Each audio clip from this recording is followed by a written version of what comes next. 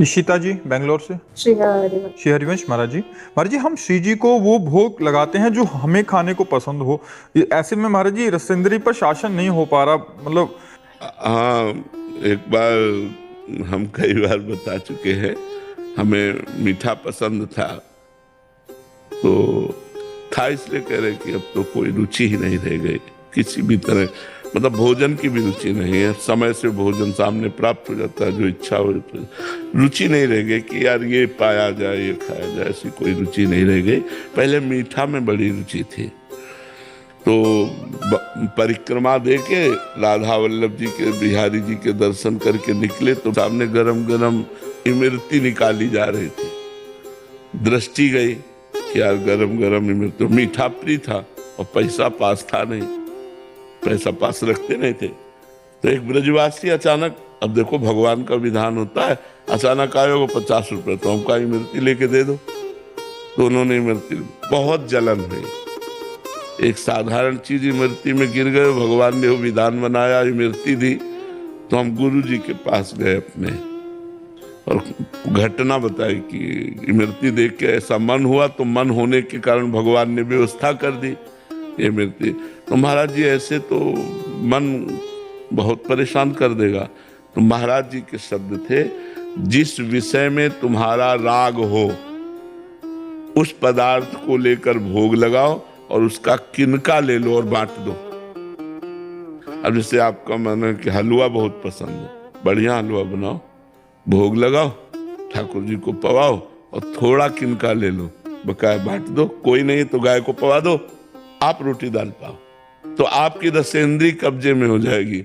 अब ऐसे घर में ठाकुर जी विराजमान, रोज मन आजिए आजिए आजिए आजिए, तो वो प्रभु का बहाना लेकर अपनी वासना का पोषण करता रहेगा। इसलिए उत्तम भोग लगाए मोर मरकट को सेवै, स्वामी हरिदास जी उत्तम प्रकार का भोग लगाते ठाकुर जी को और मोर मरकट को बांट देते, और आप जो है चना पाते, एक मुट्ठी चना फुला देते, वही चना पाते और ठाकुर जी को 56 भोग लगा करके और सब मोर मरकट ब्रजवासी जन ऐसे बांट देते थे। तो ऐसा हम भी करें, अपने ठाकुर को अच्छा अच्छा भोग लगावें और एकत्रित करके, अगर कोई न मिले तो गाय आदि हैं उनको पवा देते हैं और हम रोटी दाल ऐसे साधारण भोजन पावें, जिससे नीरस भोजन होगा तो भजन आपका सरस होगा, और भोजन सरस होगा तो भजन नीरस होगा। ये पक्की बात है, पक्की बात है, आप इसको दिमाग में बैठा लीजिए। सूखी रोटी और दाल पाओ, फिर देखो कैसा भजन होता है, और रसगुल्ला कचौड़ी और समोसा और ये वो फिर देखो भजन कैसा होता है। संसार का चिंतन आएगा, भजन नहीं होगा।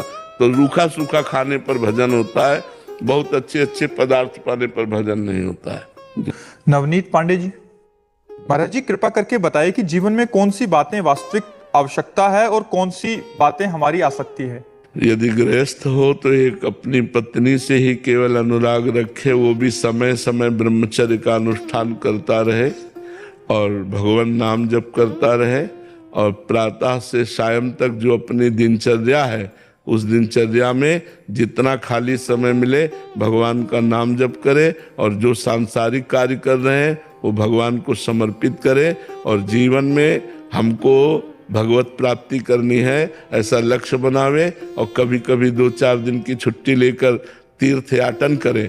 तीर्थ याटन में सबसे बड़ा तीर्थ साधु समागम होता है, उसमें हम संतों का संग करें, और संतों के संग में जो हमें बातें मिले उन्हें अपने आचरण में उतारें। अपने सारे कर्म भगवान को समर्पित करते हुए, जो भगवान का स्मरण करते हुए समय व्यतीत करता है, वो गृहस्थ होते हुए भी महात्मा है और उससे भगवान की प्राप्ति होती है।